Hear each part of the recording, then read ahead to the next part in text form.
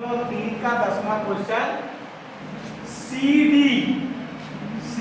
D और जी H क्रमशः त्रिभुज A B C R E G F के ऐसे समद्विभाजक हैं कि डी और एच क्रमशः त्रिभुज ए बी सी और त्रिभुज एफ ई जी की भुजाओं ए बी और एफ ई पर स्थित है। यदि त्रिभुज ए बी सी समरूप त्रिभुज ई एफ जी तो दर्शाइए कि सी डी बटे जी एच बराबर ए सी बटे एफ जी। और क्या दूसरा त्रिभुज डी सी बी समरूप त्रिभुज एच जी ई। तीसरा त्रिभुज डी सी ए समरूप त्रिभुज एच जी एफ। तो पहला चूंकि त्रिभुज ए बी सी समरूप त्रिभुज एफ इसलिए कोण ई कोण ए बराबर कोण ई और कोण बी बराबर कोण एफ और कोण सी बराबर त्रिभुज एफ एच जी में ए बी सी और एफ एच जी में कोण बी बराबर कोण बी बराबर कोण एफ। ये तो ऊपर ही दिया बी बराबर एफ और कोण 1 बराबर कोण 2 कोण 1 बराबर कोण 2 ये भी ऊपर दिया हुआ है। इसलिए त्रिभुज ए बी सी समरूप त्रिभुज एफ एच जी। अब इसलिए सी डी बटे जी एच और ए सी बटे एफ जी। दूसरा नंबर ऊपर से हमें प्राप्त है चूंकि त्रिभुज ए बी सी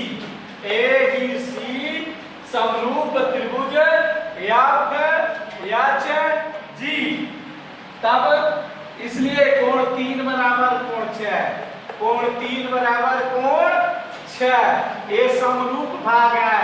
ये दोनों त्रिभुज समरूप है इसलिए समरूप भाग में जो कोण ये होगा वही कोण ये होगा। और कोण 4 बराबर कोण 5 कोण 4 बराबर कोण 5 ये रैखिक युग्म से में यदि ये कोण बराबर होता है तब दूसरा कोण भी बराबर होता है। त्रिभुज डीसीबी और त्रिभुज एचजीई में डीसीबी और एचजीई में कोण 4 बराबर कोण 5 ऊपर से दिया गया कोण 7 बराबर कोण 8 कोण 7 बराबर कोण 8। इस चूंकि त्रिभुज एबीसी समरूप त्रिभुज एबीजी सीडी और जीएच कोण समद्विभाजक है। सीडी और जीएच इस कोण को दो भागों में विभाजित कर रहे हैं। इसलिए त्रिभुज डीसीबी समरूप त्रिभुज एचजीई ये दो कोणों की समरूपता से। तीसरा त्रिभुज डीसीए और त्रिभुज एचजीएफ कोण 3 बराबर कोण 4 कोण 3 बराबर कोण 4 ये ऊपर के भाग में दिखाया गया है। भाग 2 में कोण बीएसी अर्थात कोण ए बराबर कोण जीएच अर्थात ये कोण ए बराबर कोण ई।